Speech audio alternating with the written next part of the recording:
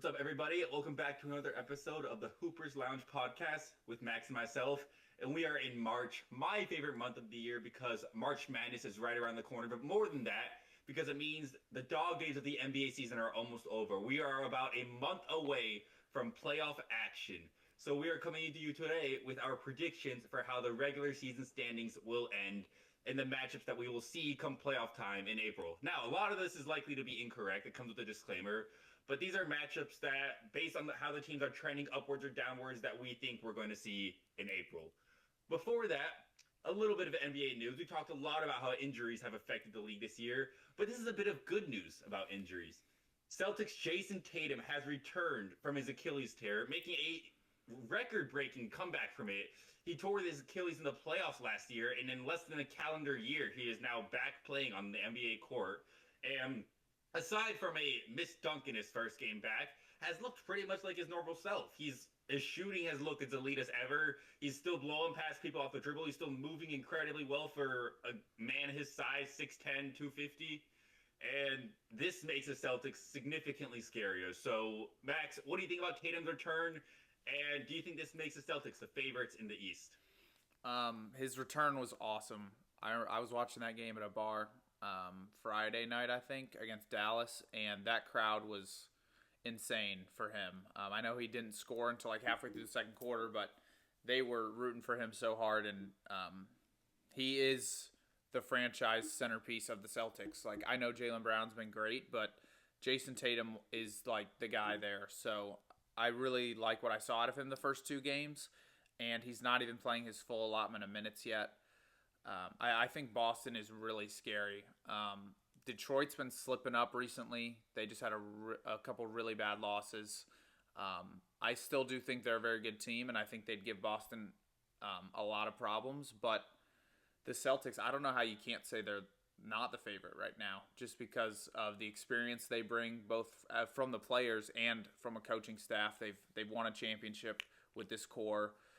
The vibes in the locker room. I was talking to Alex about this before, but the vibes being the second best team in the East and then getting your best player back, like, that's got to feel amazing as a team, just knowing that, like, we were good without him. Think about how good we can be with him. Like, they probably think they're on top of the NBA right now, and rightfully so. They've got all the momentum in the world right now as far as the East goes. And, yeah, I would say right now they're the favorite to win the East for sure. I don't know if that means they'll get the one seed, but I do think they are the favorites heading into the playoffs to win the East. For what it's worth, they did win their first two games with Tatum back against the Mavericks and the Cleveland Cavaliers in the most recent game. So yeah, they looked a part of Eastern Conference contenders. The one concern I have is just logically, it seems kind of difficult for a team to play 60 games in a season and then suddenly change their entire team to focus around a different guy who hasn't been there all year. Again, that's not necessarily a knock on the talent. I just don't know if you can go flip this, make it a snap transition from Jaylen Brown to Jason Tatum come playoff time. This team, especially considering the offseason, the amount of pieces that Boston lost. They lost Porzingis, and they had to rebuild with Neemias Queta, and Jordan Walsh has stepped up in the rotation. They have new pieces that haven't necessarily had the experience playing with Tatum. Can they make that adjustment, or will they play through Jaylen Brown? I think the latter decision is the smarter way to go, but we'll have to see what comes of it. We'll have to see how Tatum looks in the near and far future with his Achilles tear and making this quick comeback. But yeah, completely agree with you. Based on the last two games, based on how Tatum has looked, and based on the championship experience that the main Celtics core has had, Tatum and Brown, I do think this Celtics team is the favorite in the East with his return. Yeah, absolutely. And based on your, just to go back on the chemistry point you just made, I think it would be a little different if this was like, let's say they traded for Giannis at the deadline and this was his first game. I think that'd be totally different because nobody's played with him. But a lot of these guys and the coaching staff has coached and played with Jason Tatum. And so I think they know his strengths, his weaknesses. They know just like how healthy he is and how much he can do right now. So I think that definitely helps when you're. I know they haven't played all year together, but this is a guy that they've played the last 5-6 seasons with. So for me, I'm a little less concerned if than you are if they're going to hand the keys back to Tatum come playoff time, because like you said, we still have a month out. I mean, the Celtics, I think, have anywhere between 15 and 20 games remaining. That's enough time for Tatum to get his legs, for them to at least work on some things that they're nervous about, and then assuming they're going to get a favorable first round matchup, that will, I think, they're going to work out all the kinks in that first round series and get ready for the second round. And that's, in my opinion, when the playoffs really start, is that second round. So I'm excited. I'm excited for Boston. They, I think, are, I mean, we talk about how good the West is, and I think the West still has the two. Yeah, I mean, the West definitely has the best team in the league in the Thunder, I think, right now, with how Detroit's playing. I know I've been high on Detroit, but they have not looked good the last 2 weeks.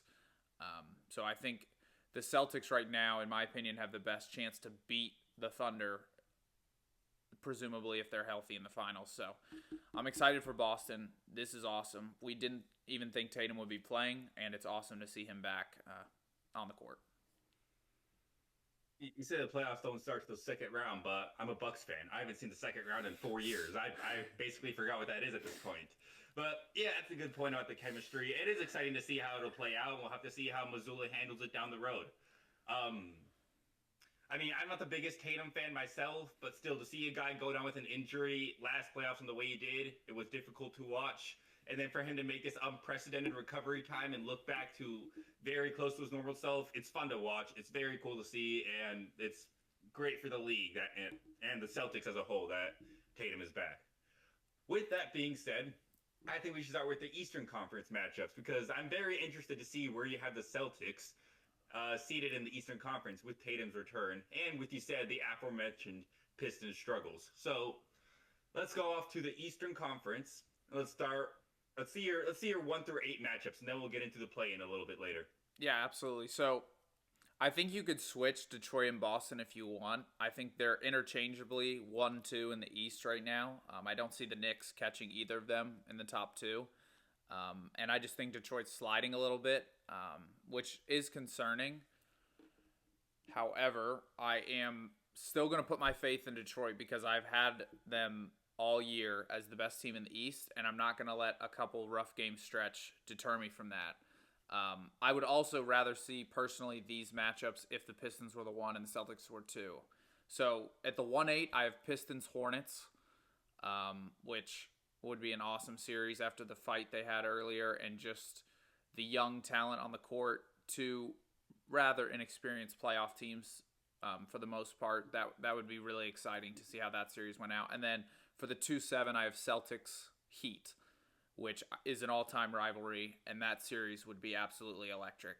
I do think Miami is going to get the 7 over Charlotte, and I think I'd rather see Boston play Miami than Detroit, just from a pure fan perspective. I think that would be more exciting. So that's my 1-8, 2-7. And then as we get down here, this is the one that I have zero confidence in right now, and that's Philadelphia to be the 6th seed. I'm really concerned with this Embiid injury. Now Maxi's hurt. They don't look very good right now. Even without Embiid and Maxi in, they have not looked like themselves at the beginning of the year. But I have them at 6 playing the Knicks in the 3-6 matchup. And Philly is really concerning for me. I could see them falling out for a team like Miami, or hell, even Charlotte. Like, if Charlotte has enough games left on their schedule, they've been playing better than Philadelphia the last couple weeks. So if they have enough, time to make up that ground, I think that could definitely happen. And then 4-5, I have Cavs Raptors. I don't see either of those teams moving up or down in the standings either. And that's a really interesting matchup, just because I don't think we expected the Raptors to be the 5 seed heading into the season. So those are my matchups in the East. What are your thoughts, and what are your matchups? Yeah, we actually have a pretty similar ranking. A little bit of teams are swapped between 1 and 2 and 4 and 5, for example. But other than that, I think we have some pretty similar matchups. We'll get into each other's thoughts after I share mine, just so we can compare the differences. But I do not have as much faith in the Pistons as you do, as I think that has been exemplified. But I have more faith in Jason Tatum. I think that return is more game-changing. than any trade deadline acquisition that was made this year for any team. The acquisition of Tatum on the Celtics have made them arguably the favorites in the NBA, arguably the best team in the NBA, and I think that's going to be represented at the end of the season. I have Boston taking the 1 seed. And for all the hype that I joined the Pistons bandwagon last episode, I agree with you that Cade should have been in MVP discussions. But as soon as that happened, the Pistons have now lost their last 4 games. And yeah, if they play like they did in the last 4 games, the Pistons are not even making the Eastern Conference Finals. I mean, the Knicks, the Cavs have played better than the Pistons have the last 2 weeks. So we'll have to see if Cade and company can change it around. But I do still have them retaining the 2 seed. I do think they still will. Cade has been playing too good all year to just, sell in the last month of the regular season. So I have Boston 1, Detroit 2, and I have Boston playing the Miami Heat as the AC. I have the same matchup as you do, just in different seedings, 1-8 instead of 2-7. Like you said, all-time matchup. They've met in the playoffs many times throughout the 2020s, had a ton of good series, and Heat culture will always show out in the playoffs. It'll still be a tough out regardless of whoever they have on their roster. 2-7, I have the Pistons Raptors. I don't have as much faith in the Raptors as you do. I do see them sliding a little bit down the standings. I just don't. I'm still not sold on the Raptors. Even after their hot start this year, they've been a little bit over a 500 team. Scotty Barnes has been good. That's about it. Ingram and RJ Barrett have both regressed since their hot starts to the season. Like Ingram's last 30 games, he's not an all-star, and RJ Barrett has. He was a triple-double threat to start the year, and it seems like the versatility to his game has completely gone, as has the efficiency to his scoring. So I have Toronto sliding down to the 7th seed, but that's not more of a knock on them as it is, as I'm high on the Magic and the Philadelphia 76ers. The Magic. We were talking about the Hornets a little bit as the hottest team in the league, but the Hornets have lost their last 2 games. The other 3 teams in their division are all on long winning streaks right now. The Hawks, I think, have the longest winning streak in the league right now at, 6 games. The Hawks have won their last 6. The Heat have won their last 5, and the Magic have won their last 4. For everything we've been saying about our concerns with the Magic, I mean, they have a good record. They're on a 4-game win streak. They're currently sitting at the 6th seed with a 35-28 record. So, for all the concerns I have about the Magic, I believe in Banchero and Wagner more than I believe in Scotty Barnes and Brandon Ingram. And I think the teams are trending in the general direction right now. The Magic are up. The Raptors are down. I think it's going to be reflected in the standings. The Sixers I have in the same 6th seed as you, going against the Knicks in the playoffs. I had the same concerns with Embiid's injury and now Maxi's injury, but the thing with this Sixers team is they have the depth. Quentin Grimes is an elite 6th man off the bench. They have Paul George still brings a strong veteran presence to the team. Edgecombe is a great young talent, a great 2-way threat. He can't really shoot. I don't know if I should say threat, but he can provide you a good 20 points a night offensively. I would say that's reasonable. The Sixers still have depth, and I think they have the team that can survive or at least tread water in the Eastern Conference without Maxey and Embiid at 100%. That's different than years past. So I'm not necessarily too concerned about the Sixers. I still have them beating out the Raptors and going against the Knicks. Like I said, Magic as a 5 seed. I have them going against Cleveland in the 4 seed. I think that would be an interesting playoff matchup. Donovan Mitchell, Paolo Banchero, these are 2 players that were supposedly contenders in the East that may or may not have disappointed this year. So one of them will be facing an early disappointing playoff exit and will face a lot of scrutinization and pressure in the offseason.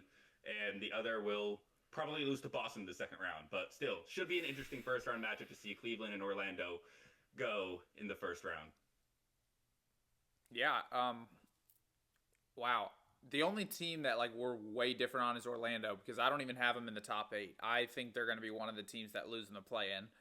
I just don't trust them in a 1-game setting against teams like I think Miami would just significantly outcoach them in a 1-game setting. Atlanta I think is significantly younger, I guess. I mean, the Magic are young, but Atlanta's just all their core is still younger than Orlando's core. Like Jalen Johnson and Alexander Walker and Kuminga, all 3 of those guys are super young, whereas Desmond Bane's a little older. Paolo, what is this, his 4th or 5th year in the league? Yeah, Paolo's only 23 years old. Okay, but he's been in the league longer. Jalen Johnson's 20. Yeah, but Jalen Johnson's 24. Yeah, I'm talking about in length of the league, though. Like, Paolo has the experience over these guys. And I think that with experience comes pressure on your shoulders, and we've seen the Magic not be able to handle that pressure. And then the Hornets, I mean, in a one-game series, they can beat anyone just with how good they shoot the three. They can beat anyone with how good of a shooting team they are. And Orlando, for me, is just so limited offensively to trust them. And not to mention, all three of those teams, maybe not the Hawks, but the Hornets and the Heat are pretty good defensively. They're not, walk in the parks defensive teams. So okay, Heat, I'll give you. Hornets are not good defensively. They're not bad. I have with Charlotte. They're not bad. Did you see them play against Boston? Their defense against Boston? Did you see them play against Phoenix, their last game? The backcourt of Devin Booker, Colin Gillespie, Jalen Green torched them for 78 points. That's a good backcourt. You're not winning a playoff series, much less a one-game matchup, allowing 78 points to that backcourt. Yeah, that's probably true.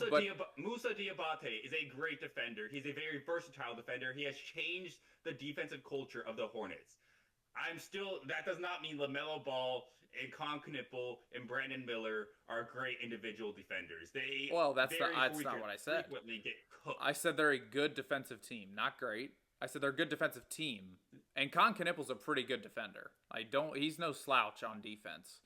I would not throw him in the same category as LaMelo. And Brandon Miller's lengthy. He knows how to play defense. He could rebound. The Hornets are a good defensive team. Not great, but they are good. And against an offense like Orlando, I would trust them to at least slow them down enough so that their offense can outscore Orlando. I would trust that matchup in particular. Okay, but also, you said the Hornets can shoot good enough to beat anybody. The flip side of that is they can shoot bad enough to lose to anybody, and that was also evident against the Suns. They allowed 78 points to that backcourt, yet the reason they lost was because of their offense, because they didn't break 100 points against the Phoenix Suns, who are no defensive stalwarts of their own, right? So, yes, they can shoot well enough to beat the Oklahoma City Thunder and the Boston Celtics of the league. They can also shoot poorly enough to lose to the worst teams in the league, or the most mediocre teams in the league. That is a 500 team, a team that's good enough to make the play-in tournament, but I don't think we'll go much further than that. That's why I have them as a 9 seed. Gotcha. So you think they're still better than Atlanta, though? I do still have them over Atlanta. Yes, I have them jumping Atlanta. I don't care if they're on a 6-game win streak right now. I'm not a believer in Jalen Johnson as a one option. I don't think he can score well enough. Trae Young was an offensive hub. He could do everything on the offensive side of the ball at an elite level. Jalen Johnson, there are games where he disappears offensively. He still impacts the game defensively, but Atlanta is not going to, because who's the second option there? Alexander Walker, Dyson Daniels, I'm not mad at how you're describing Jalen Johnson, but you just described Paolo Banchero. You literally just described Paolo Banchero. Okay, but I would also take Franz Wagner and Desmond Bane as my second option over anybody Atlanta has. Yeah, I agree with that. However, Paolo's going to have the ball in his hands and take bad shots in big games. We've seen that year after year after year. Yeah. We have not seen that from Atlanta. Maybe they'll move the ball better. Maybe Jalen Johnson won't ball hog and take inefficient three-pointers. Maybe he'll get to the free throw line every now and then. Maybe he'll swing it out to Alexander Walker. Maybe Dyson Daniels will run more point and they'll just shove Jalen Johnson in the post, which is exactly what Orlando should do with Paolo. Get your ass in the post every possession. So, the coaching mismatch too. Are you a believer in Jamal Mosley as a coach for Orlando? Because I feel like he's been kind of underwhelming as the coach for Orlando. Yeah, I predicted him to win Coach of the Year, and he is not going to. Safe to say. So, not necessarily a believer in him anymore. The Hawks have Quinn Snyder, if I'm not mistaken. The Heat have Spoelstra, who would outcoach Mosley in a heartbeat. I mean, he could do that in his sleep. And then Charles Lee is in the running for Coach of the Year this year. So, all three of those guys, I think I would put over Mosley, too, in a one game, how do I stop the other guy's best player so that we can advance? I think I would trust those coaches over Mosley. Do you agree with that? I would, but we're also assuming that Orlando is in the play-in to begin with. I had them as the 5 seed. They would miss in the play-in altogether. And I think in terms of the course of a regular season, over the course of the next month, the next 15 to 20 games that these teams still have left to play, I think talent is still more important than coaching. And I think Orlando has more talented roster than any of the teams you just listed. Yeah, in a one-game setting, I probably would take those teams over Orlando. And I probably would take those teams over Orlando if they were to meet in a playoff series. But I still take talent over the long course of the 15 or 20 games left in the regular season, and Orlando has more talent than any of those teams. Yeah, all right, I hear you there. So I guess if they make the play in, we'll have a different discussion when we get to that because yeah, agreed there because yeah, Orlando in a one-game setting is one of the least trustworthy teams in the league. Yeah, and I think they would like if they were to play the Hornets, for example, all the pressure would be on Orlando to win that game. All the pressure. Even if it was in Charlotte, Orlando would still have all the pressure in the world to win that game because of how, again, when I use the word experience, I'm not talking about age. I'm talking about how much these guys have played in the league and how many big games they've played. And Orlando's made the playoffs the last 2 years, I think. And again, with the addition of Desmond Bane in the offseason, they were predicted to be a top 3 team in the East by many. So they are, again, underwhelming, and I think they will continue to be that way heading into the playoffs. But let's transition to the West now, where I think you and I agreed earlier in before we recorded that this was a little easier and a little less chaotic to predict. So I'll let you start with the West here. What are your 1 through 8 matchups here? Yeah, agreed. Definitely a little less chaotic. I think there are just less up-and-coming teams in the West. The West is more clearly defined by teams that have been at the top, established there all year. 1 through 8, I have the Thunder facing the Los Angeles Clippers, which, wow, I would love to see this playoff matchup. Shai Gilgeous-Alexander versus Kawhi Leonard in a 7-game series. Give me that all day, because Kawhi is going to be good enough to take at least one game on his own. Get out of here with the broomsticks. There's a reason Kawhi has never been swept in his life. It wouldn't be a sweep. He's going to have to take one, and I would not be surprised to see it get pushed to a competitive 6-game series. I would love to see that series, but I have Thunder and Clippers as the 1 seed. We have talked about the Thunder kind of being only an above average team since their explosive start to the year, but since Shai's return from his hamstring injury, they've looked once again like an elite team. Currently sitting at 50-15. They're on a 5-game win streak, and they have a 2.5-game lead over the San Antonio Spurs for the 1 seed. I don't think they're going to lose enough games the rest of the year for San Antonio to make up that deficit. I think Oklahoma City is going to stay secure at the 1 seed. Still have San Antonio in at 2, which is much higher than I predicted them in the preseason, and I was high on them. So I'm sure everybody would be within the San Antonio organization would be thrilled to get the 2 seed this year. And I have them going against the 7 seed Phoenix Suns, which, yeah. You want to talk about brooms? That series would be a sweep. Bring out the brooms. Phoenix would be getting dusted by Wembanyama and company. But I have 2-7 San Antonio Phoenix. And my 3rd seed, this is where everybody differ a little bit. I have Minnesota as a 3 seed. And there are 4 teams. The 3 through 6 teams are all separated within half a game. You could pick any of these teams at 3. You could pick any of these teams at 6 because they are all legitimately that close. But I think out of the 4 teams here, Minnesota knows how important it is to get that home court advantage. Minnesota has made it to the conference finals the last 2 years, but have lost in the conference finals to a higher seed. They know how important it is to get as high of a seed as possible. Whereas Denver, they've won a championship. Coasting through the regular season is something that champions do. And the Lakers and Rockets have their own individual struggles that we'll get to in a little bit. I think the Timberwolves have the most incentive to push for a high seed. I think Anthony Edwards is the most motivated star of these 4 teams to get a high seed. And yeah, for those reasons, I think Minnesota will end up with a 3 seed going against the Houston Rockets in the first round. An Ant and KD matchup. That would be a hell of a matchup in the first round. I'm excited to see what you think. You don't think Houston's going to slide down that far. I'm excited to see what you have. But Ant and KD would be a great first-round matchup. Ant going against his inspiration, his idol, and Kevin Durant. who has been in a whirlwind of headlines, all for the wrong reasons this year. And then 4 and 5, I have Denver and LA, which I would call a rivalry, but you can't really have a rivalry between a nail and a hammer. With Denver being the hammer, bringing out the brooms, this one wouldn't be very close for a 4 or 5 matchup either. Maybe not brooms. Maybe Luka's good enough to get one. I'm sorry for disrespecting. Luka's good enough to get one. There's no Denver shot. has Nikola Jokic has made a career out of owning the Los Angeles Lakers. He does. I think he does. that it won't be. I don't think it'll be a very competitive series. I think Jokic will continue to do it. Jamal Murray has 2 for the record. Those 2 have made $500 million off game-winning shots and step back 23 seconds of perfect defense against Jokic trying to hit that shot against the Lakers. That's what they made their careers off of. So I see that to continue, especially with the Lakers' struggles this year, which we'll get into after I hear your predictions. But yeah, we were all right. So we were. Yeah, those are my Western Conference. We were so close to being perfect.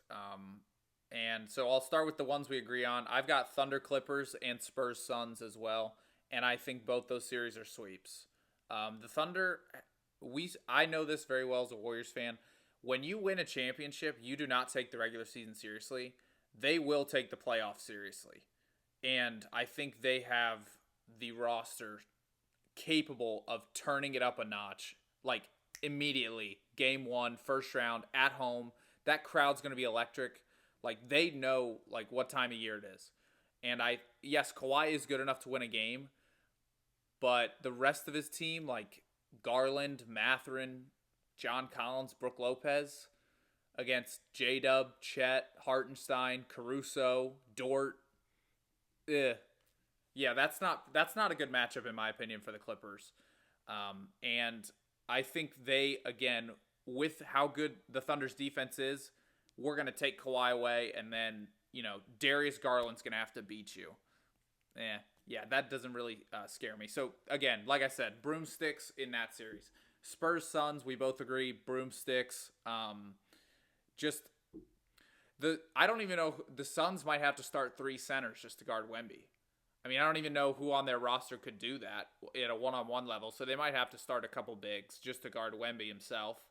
That would not be pretty. I agree with you, Minnesota at the 3. So let's clap that up. There we go. I know. I thought that was a hot take. No. Agree with that.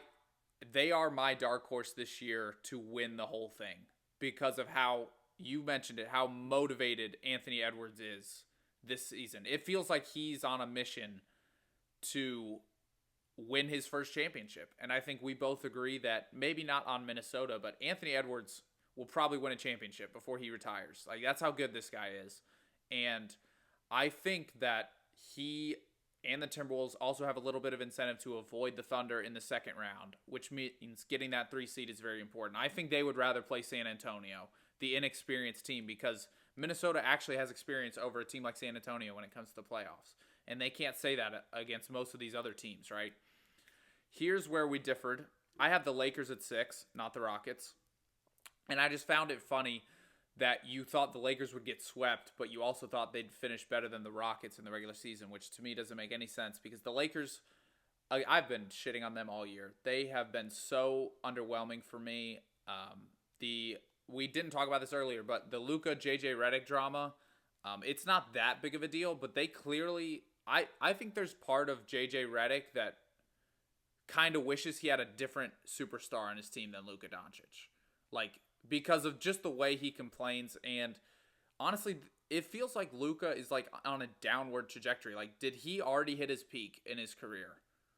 Was that run to the finals in Dallas, was that the best version of Luka Doncic we'll ever see? I really don't know, because he's not getting any better. He's the same player, except now he's complaining more and doesn't get back on defense. And it's every game against meaningless opponents that he still complains. Like, in games against Utah and the Pelicans, why are you complaining, bro? You can beat them by 30. Like, it doesn't matter if they don't blow the whistle for you. Like, you're playing a team that's tanking with 16 wins, dog. And so you think that's going to help you win a 7-game series against, in my opinion, Minnesota? Hell no. No. So the Lakers are just so, I can't trust them. Similar to how I can't trust Orlando, I can't trust the Lakers to beat out the Rockets, the Nuggets, and the Timberwolves. So my 4-5 is Rockets, Nuggets. I think these are interchangeable. Or I have the Rockets at 4, Nuggets at 5, just because of the injuries the Nuggets have. However, if those teams flipped, I would not be surprised. And I think Denver would win that series in a hard-fought 7, probably. That feels like a series where the home team would win the first 6 games, and then the Nuggets would find a way to win Game 7 because of a Jokic masterclass. Like, that kind of feels like that type of series to me, which would also set up Nuggets Thunder in the second round, which I don't want. I want that to be the conference finals so badly because we were robbed of that last year with the Thunder taking care of Minnesota in the conference finals. So with those being my 8 teams, unfortunately, I do have my Warriors losing in the play-in. They've just had too many injuries. And I don't know what version of them would play in the play-in, and I do think the Clippers are playing better than the Warriors right now. I think Portland's definitely losing in the play-in. I don't see any world where Portland makes the playoffs over the Suns, the Clippers, and the Warriors, so I think that's pretty consensus there. But yeah, we have the same 8 teams, just a little mixed match there. But I think that was easier to predict all together. Yeah. Something that's interesting to me is within these 10 conferences, we have the same 10 teams. Like, I think it's pretty undisputable of 10 teams that are going to be in playoff contention because there's such a big gap between the 10 and 11 seeds in East Conference. In the East, looking right now, it's 4 games, and in the West, it's 6.5 games. So I don't think it's necessary. Like, at this point of the year, it's already the playoff seedings race. Teams are already trying to jockey for position and not necessarily try to get in the playoffs. We already know who we're going to see, which I think is really interesting because this is the earliest we've known that, at least as long as I've been watching basketball, the teams we're going to see in the playoffs. To get into the Western Conference, to answer your question about how I have the Lakers higher but still getting swept, matchups do come into play.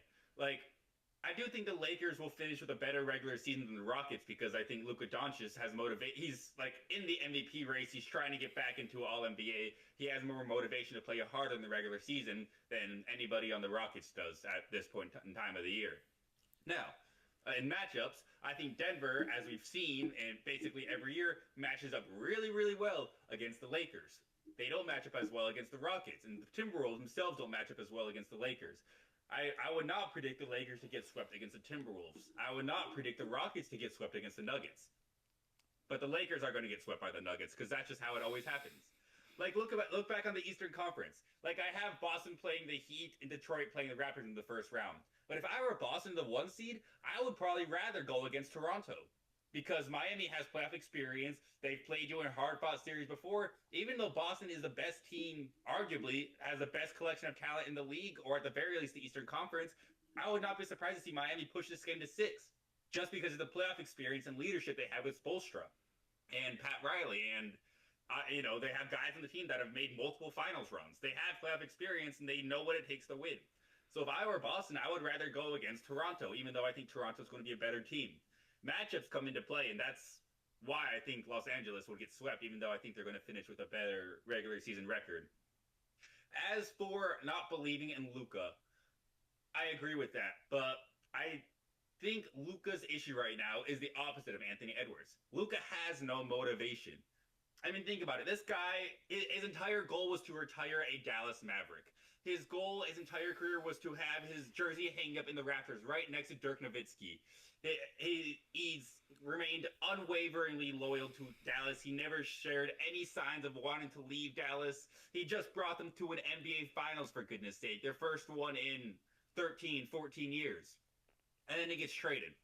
He didn't want to get traded. He had no desire to get traded. But he has to pick up and get shipped off to play basketball alongside LeBron James, who, LeBron's a GOAT, but it's not presumptuous to say that he wants to hog the spotlight at this point of his career.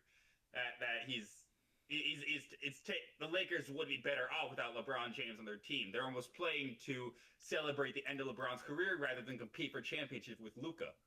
I don't think that's that outlandish to say right now with how the Lakers have looked the last season and a half. And that's got to be really demoralizing for a guy like Luka Doncic. who just did everything he could to bring a team to a championship and then gets traded to a team that has no desire to try and win right now and instead celebrate the end of career of a legend. That's got to be frustrating to him. So yes, Luka was a complainer and complained to the referees a lot when he was on Dallas, but I think he was complaining then out of passion. Now I think it's just frustration. It's a lack of motivation. It's that he would like he doesn't care about playing for LA right now because LA isn't trying to win. And to me, Luka will still put up insane individual numbers, but we've talked about his defensive issues and his effort issues and his complaining all year, and I think that's a reflection of his frustration and his lack of motivation. Yeah, he gets paid too much money to have an excuse as to why he's not trying, in my opinion. I don't care. I don't care. I second that. I'm not defending him. This is an issue. He I don't change this. I don't care if you're on the worst team in the league, right? Or if you're on the championship favorite heading into the playoffs. You owe it to your coaches, your teammates, and the fans to try your best, especially for a guy like Luka that makes $1 billion. Okay, you are making too much money and you matter too much to the entire organization to play the way you're playing. And for me, that's why I don't trust them to pass a Houston, a Denver, a Minnesota in these standings, because you watch the Lakers play and it's like you said, they don't care. It's like they don't care about winning games in the regular season and they think they're just going to turn it on in the playoffs. But their roster is terrible outside of Luka and Austin Reeves and LeBron. And to be fair, like, LeBron is not the same LeBron, and Austin Reeves is good on offense, very good on offense, and he can create for himself, but he doesn't really create for others that well, and you can absolutely expose him on defense because of his size. Like, Luka has the size to be good on defense, but he doesn't have the effort, and Reeves shows effort but doesn't have the size to compete. And so that's just a terrible combination in your starting backcourt in the playoffs, because you look at the West, right? You're going to have to go up against Shea. You're going to have to go up against the combination of Castle, Fox, and Harper. You're going to have to go against Devin Booker, Anthony Edwards, Amen Thompson, and Jamal Murray. Like, those are the guards you'd have to play against in the playoffs. And maybe Steph Curry if the Warriors got in. Like, those are the guards you're going to have to guard in a 7-game series. The Lakers don't win any of those. Like, Amen Thompson could give Luka and Reeves 30. And he's probably the worst guard that I just named on that list from an offensive perspective. He's probably the worst guard offensively I listed there.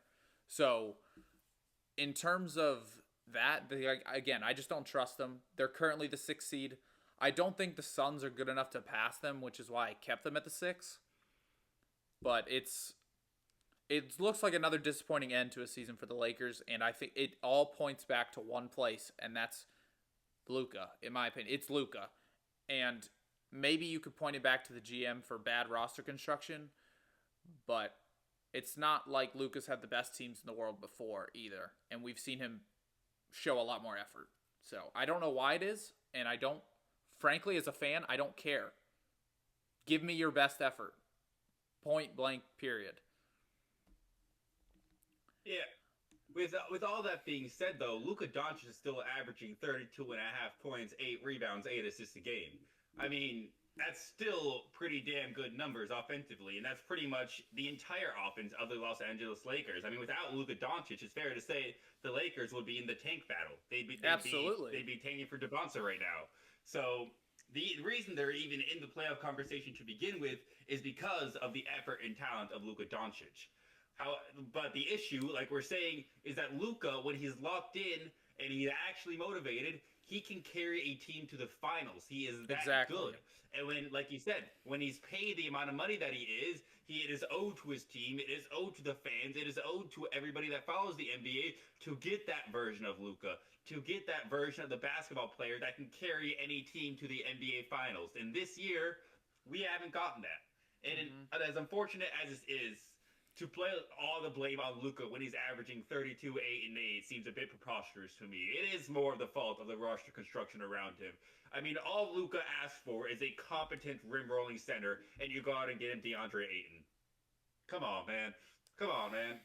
Look at the Mavericks. The Mavericks, but before they traded Luka Doncic, the trade deadline before, they went out and got Daniel Gafford and PJ Washington. They traded a lot of their future away to build a competent team around Luka Doncic, to surround him with PJ Washington, a great versatile defender who can knock down open corner threes off Luka Doncic feeds, and Daniel Gafford, who emerged as one of the best pick and roll lob threats alongside Luka Doncic, who can make literally any competent starting center a pick and roll lob threat. DeAndre Ayton is not a competent starting center. You want to talk about effort issues? Let's start with DeAndre Ayton's effort issues before we talk about Luka Doncic's effort issues, because that is an entirely different story. The issue, yes, Luka is part of the problem. He is not the sole problem, and he is not the main part of the problem. Pelinka did a great job trading for Luka. I mean, he absolutely fleeced the Dallas Mavericks, arguably the worst trade of all time. We've said that a bunch of times. He has done an awful job building around Luka, and I think that's because he's prioritizing ending the career of LeBron James instead of trying to win around Luka right here and right now. Yeah, that could be true.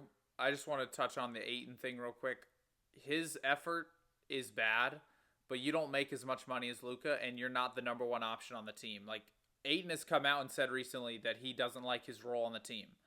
That is, I don't want to say an excuse, but that is, DeAndre Ayton is not a rim running center. That's not who he is. Okay? And that's not how he's played basketball for the last 15 years of his life. And so that had to be a difficult transition for him. Luka Doncic has always been the number one option.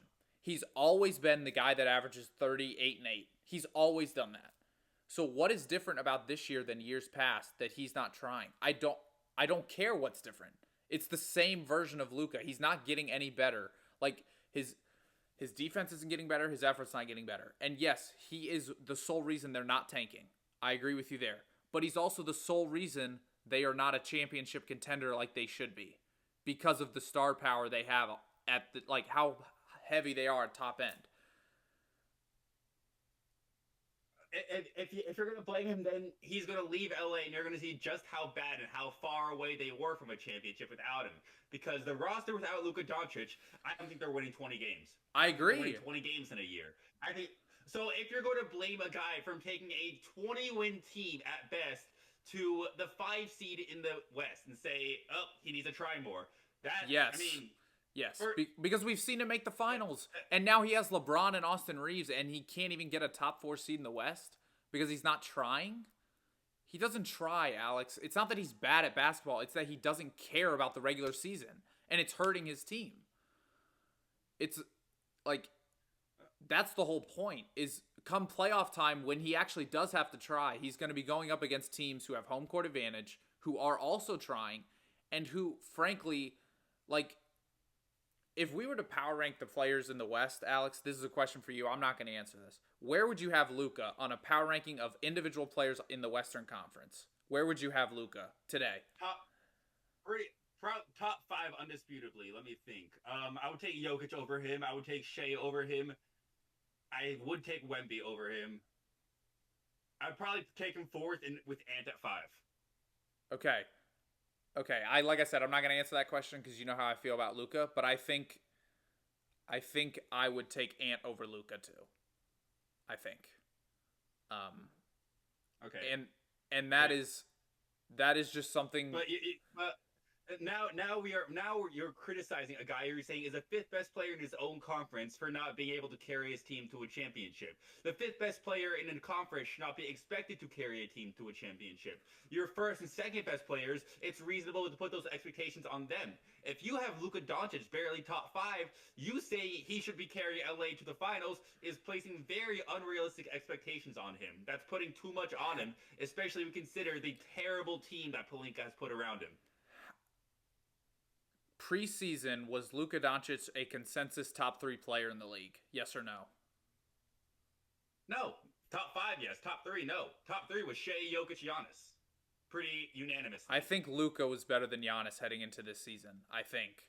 No, that's a crazy thing to say. I'm pretty sure people had high expectations for Luka. But that's okay. If you want to put him 4th, that's fine. If you want to put him 4th behind Giannis, is that where you would have him? If Giannis is top 3, you'd have Luka 4? In Probably, the league. Yes, going into All right. the year. So how is it unrealistic to be mad at a guy who's, in my opinion, not top 4 in his own conference, but he was coming into the league projected to be a top 4 player, an MVP candidate, and a championship contender? How can I not slight a guy for that? How can I not slight a guy for that?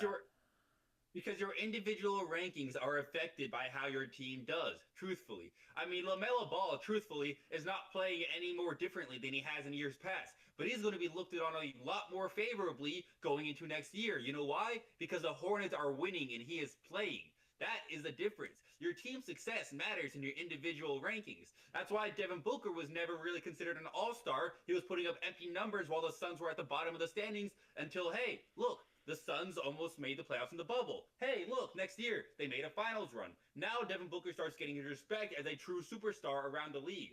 Your team success does matter into your individual rankings. Luka Doncic is now no longer a consensus top 5 player in the league because his team sucks. So therefore, they're not going to be as good in the standings. Luka Doncic is not going to be looked on as favorably as guys like Shea, as guys like Wemby, as guys like Tatum, as guys like Cade Cunningham, whose teams are in the top of their conference.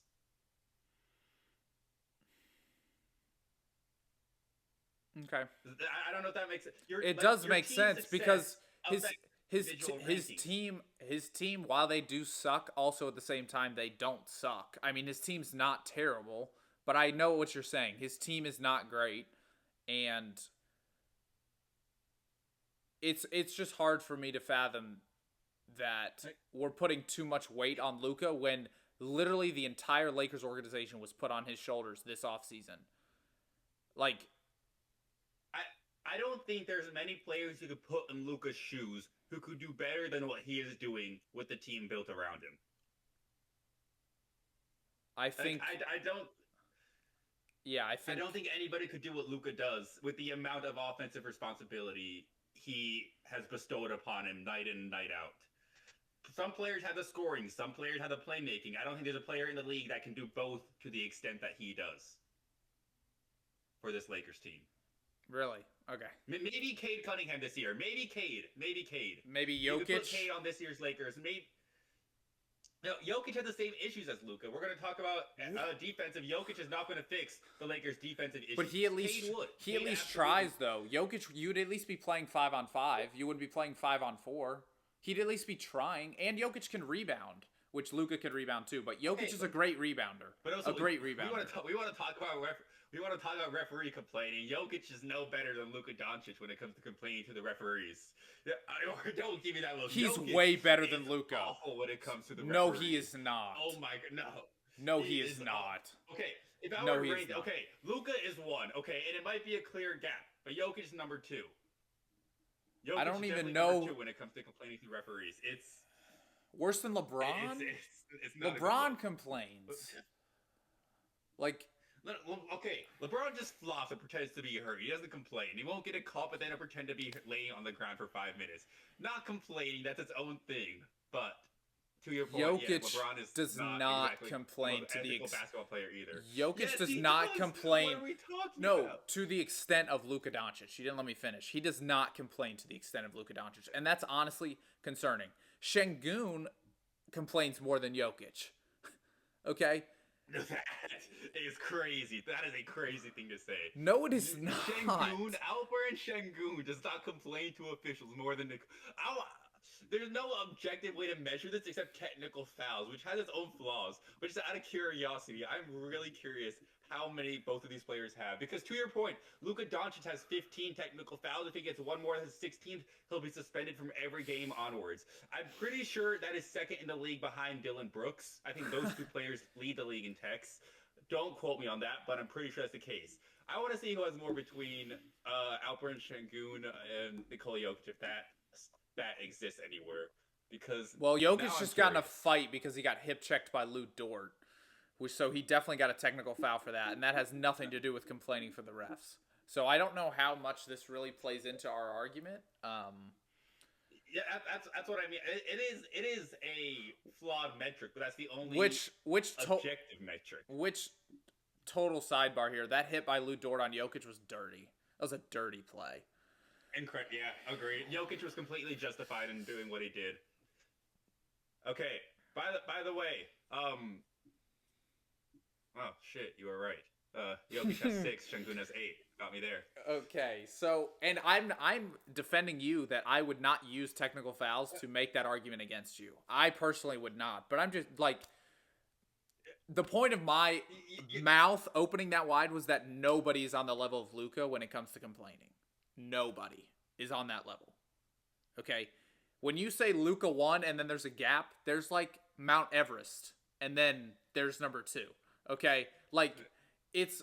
And I personally, I just don't respect that level of play from a guy that we expected to lead his team to the conference finals. Like, people expected them to be in the conference final discussion. And are they going to even make the second round of the playoffs? Is the question you and I are having right now. No. So, yes, I think it's fair to slight the number one option of that team because they are not living up to expectations. That, I think, is 100% fair. It's fair, but to put the blame on him and say the onus is on him with all the other issues the Lakers has and with the season he is still having, I think, like, he's putting up 32, 8, and 8. There are not a lot of other players in the league that can average those numbers. No. Like, Absolutely Cade Cunningham, if you put him in the spot in the Lakers, I think he could do something very similar to what Luka's doing this year. That is it. That is the only other player I think right now that has a combination of scoring and playmaking. And Cade, to his credit, he would do a lot better than Luka does on the defensive end. He would probably make the Lakers a lot better team. But on the offensive side of the ball, the Lakers do not have anybody who can play make aside from Luka Doncic, so he's asked to do it all. LeBron is 41 years old. He's not necessarily much of a threat anymore. Okay, we're not going to sit here and call LeBron James a lead playmaker. No, but he's one of the best playmakers of all time. So to say they have no one else who can play make on the roster is absolutely crazy. That is insane. Okay, Dirk Nowitzki's one of the best big man shooters of all time. Nobody was scared of him shooting in his last couple of years. Tim Duncan's one of the best defenders in NBA history. People were getting buckets on him the last years. LeBron is so different, though. Yes, he's LeBron is so playmaker, but he is not. Dirk in his last couple years was certified washed. LeBron is not washed. He's still an all-star level player. He's not an MVP candidate. He's not the best player in the league. That's the point. But he is though. Dirk was not this good in his last couple of years. Like, stop that. Yeah, nobody's been this good in their last couple of years. Exactly. What LeBron's doing is unprecedented. But that still doesn't make him an objective threat. He is still not a top 10 playmaker when compared to the rest of the league. Like LeBron, for a 41-year-old, what he's doing is incredible. What he's doing for an NBA player, we've seen it done hundreds of times. It's not special. It's special because he's 41 years old. It's not going to make any team second guess and stay awake at night being like, oh shit, how do we stop LeBron James? That's what they do to Luka Doncic. That's who keeps the other teams, coaches and general managers and everyone else up at night. It's Luka, not LeBron. Yeah, I guess. I think the game plan to stop Luka just as easy because if you annoy him, he's cooked. He's done. If you frustrate him, he's done. Touche. Good point there. Good point. All right. Yeah. Lou Dort might be the perfect Luka stopper. I might be the perfect Luka stopper. Just push him. Like, you're going to get in his head? Well, the refs can't call every foul. They can't. And if they do, then I'm suing the NBA.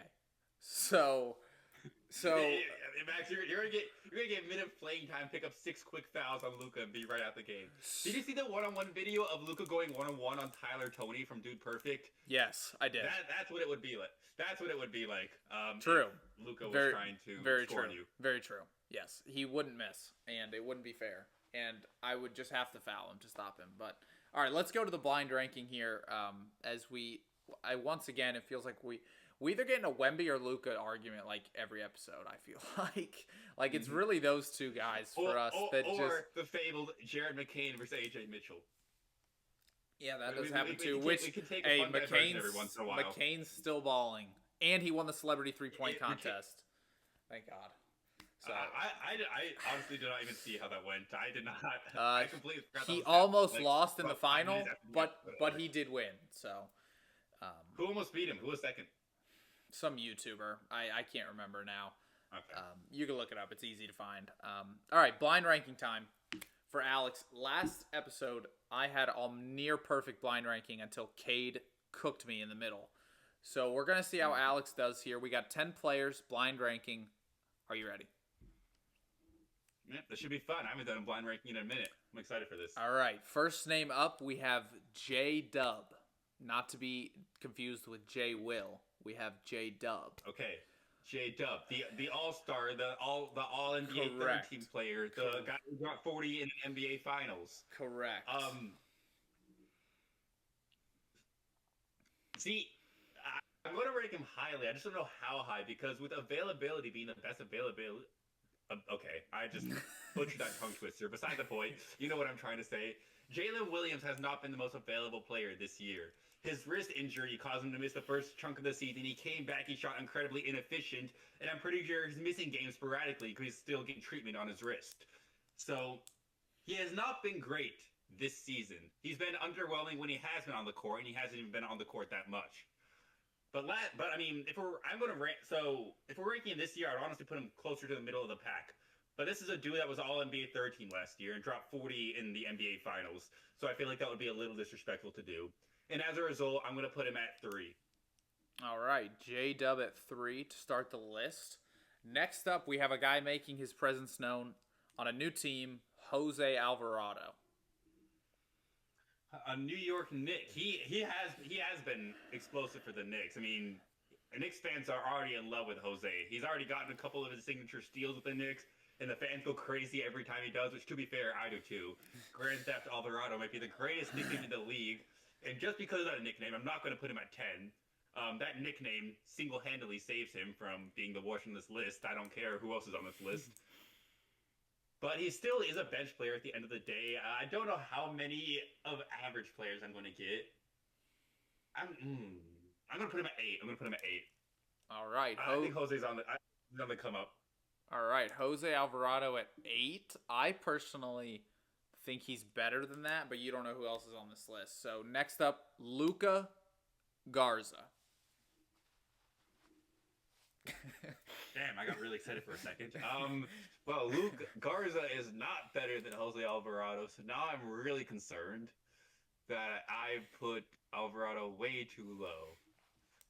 So this is less than ideal. But I'm going to have to put Luka Garza. I mean, Garza's been getting minutes for the Celtics this year. Yeah. He's been getting PT. So I'm assuming there's going to be some scrub on this list that has appeared in like 10 games. I mean, that's kind of how it is on every blind rankings. So I'm going to put Garza at 9 and hope I get someone worse than Luka Garza. All right. I agree that Garza's the worst player you've gotten so far, and the rankings reflect that. Next up, we have another guy getting PT, Kyle Filipowski. I like that above Alvarado. You know what? Filipowski has had some standout games this year. Put him in at 6 or 7, though. Sorry, my brain lagged there for a second. Brain rot is clearly getting to me. Yeah. I'm going to put him at 7 and not 6. I think we're going to get someone better. I've really taken up that bottom chunk. All right. Next up, we have his Utah Jazz teammate, breakout star Keontae George. We like that. I'm putting him at 4. We like that. That's a great spot for Keontae George. Borderline All-Star this year. You could make a case that he should be above Jalen Williams, in fact, if we're basing it off just this year. But considering a bit more of putting more of their careers into play, I'm happy with this ranking. All right. Keontae George, slotted at 4. So halfway through, Alex has 1 and 2, 5 and 6, and 10 left. So you're kind of all over the place here. I need some stars. Here. Next up, you have an all-star. Jalen Williams cannot be the best player I have on this list. Jalen Johnson. I like that. Do I put him at 1 or 2 though? I literally said this episode I don't believe in Jalen Johnson as a number 1 option. So I'm going to stand on that decision and put him in at number 2. All right, Jalen Johnson because if Trae Young at is 2. on this list, I would put it above Jalen Johnson in a heartbeat. And all right, we'll get to see another day. Jalen Johnson at number 2. Next up, we have Warriors legend Buddy Hield. Don't put Podziemski. Oh, not Podziemski. I was going to say, put it for the 10, Brandon Podziemski. Buddy Hield. It's definitely either 5 or 6, not 1 or 10. I'm gonna put him at a 6. I think there's a large gap between Keontae George and Buddy Hield. That gives me a large variety of the largest variety of players that could fall within that range of Keontae George to Buddy Hield type of talents. All right, so with 3 spots left, Alex has 1, 5, and 10. So he's got a lot of options here. Not a bad place to be. Next up, we have Dillon Brooks. I like that as the middle option, but I'm going to be stressing these last two because I need a really good player and a really shit player. And this list could look comically bad if it does not go how I need it to. So we're going to put Brooks at 5 and just hope beyond hope this works out. I feel like that was the right decision by you. You didn't have a lot of options there. Next up, we have another All-Star, Norman Powell. You know what? I could very well make a case that Norman Powell is better than Jalen Johnson. I am happy with that. The Heat are better than the Hawks this year. Norman Powell is a breakout star. Should have been an all-star last year. Put him in at number 1. Give my guy his flowers. He deserves them. All right, Norman Powell at 1. And last up, kind of tough. Need a bot. I need a bot. Kind of tough if you consider a guy coming off his Achilles 10 months a bot. Kind of tough. Jason Tatum. You're telling me it's Tatum? You're telling me it's Tatum? Okay, he has played. You know what? He has played the least amount of games this season out of everybody on this list. True. He has made the least impact of 2026 out of everybody on this list. I am happy with that. So that is not an illogical argument. I can make a case that I was ranking these players off of their 2026 impact. So and Tatum has definitely made the least. All right. Let's clap it up. Perfect ranking. So he's made a worse impact than Luka Garza. Luka Garza has played more games than Jason Tatum. True, but that does not mean the impact they've made in those games any different. Luka Garza has scored more total points this year than Jason Tatum. Maybe like 5 games that won't be true. Hey, but Luka Garza has counter more argument, more rebounds, counter assists, argument. Who's the only undefeated player on this list? Got me there. Yeah. All right. He's only played 2 games. No player has gone undefeated in the history of the NBA. That doesn't even count. True. We're not talking about undefeated records. But there's only one guy who's undefeated on this list, and you put him at 10. Tough scenes. Yeah, but he's only played 2 games. Availability is the best ability, and he's the least available. Got him there. Well, now he's available, and he's probably got him there. Still played the least. Okay, so just to recap, Alex had Norman Powell at 1, Jalen Johnson at 2, J-Dub at 3, Keontae George at 4, Dillon Brooks at 5, Buddy Hield at 6, Kyle Filipowski 7, Jose Alvarado 8, Luka Garza 9, and the man of the hour, Jason Tatum at 10. In my opinion, a pretty perfect list. I mean, if we're ranking out 2026 impact, I don't think I'd change a thing. I feel like Jose Alvarado and Buddy Hield should be flip-flopped, I feel like. Okay. But agreed, but also you can never forget opening season Buddy. I mean, the first 5 games of every year, Buddy Hield looks like an all-star. I don't think Jose Alvarado's ever looked like an all-star in his NBA career, so I'll give Buddy his flowers there. Jose's a pretty good player though, but all in all, not a terrible ranking. I don't think not an awful ranking.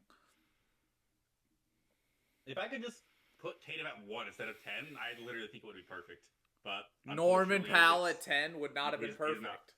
Would not have been perfect. Put Tatum at 1, and then Powell goes at 2, Johnson goes at 3, J-Dub to 4, etc. Yeah, okay, and move everybody down a slot. I'm understanding. Yeah. Okay. Yeah. I think that would have been pretty similarly to how I would have ranked the players if you given me them. Which, at the end of the day, that's all you can ask for in a blind ranking. But you know what? Tatum is ass. He's only played 2 games. Luka Garza has played more games. Filipowski's played more games. Jose Alvarado has played more games for the New York Knicks than Jason Tatum has in 2026. Wow, what a stat. What a stat. Incredible ranking. What a stat, yeah. Honestly, not terrible. They call me Booger McFarland. There's been worse on this show for sure. But that's going to do it, guys, for this episode of the Hoopers Lounge. Special episode coming next week with March Madness Selection Sunday. We will be recording Sunday night. Clap it up for after that best time of the year. After the Selection Sunday show, we will be recording our own personal Hoopers Lounge bracket predictions where me and Alex will have to agree. Yes, that is correct. We are going to have to agree on stuff on this show. So, wish us luck as we make our bracket. March Madness is the greatest tournament in sports, in my opinion, and I am so looking forward to it. I can bet. Our bracket winner, no doubt loses first weekend. No doubt loses first weekend. You know what? Let me guarantee it right here. Our bracket will be perfect. Okay. All right. I like it. Imagine if our bracket went perfect, though. The views we'd get. The views. True. Like, we're set for life. We're doing this the rest of our life as our career. Like, we're good. We'll make $1 million a month. Men can dream. We're YouTubers. So, if you want NBA content, that will be out in a couple of weeks. Obviously, with March Madness taking the precedent for next week. So, just wanted to let y'all know. Stay tuned for that. And we will catch y'all in the next one. Peace out. Peace.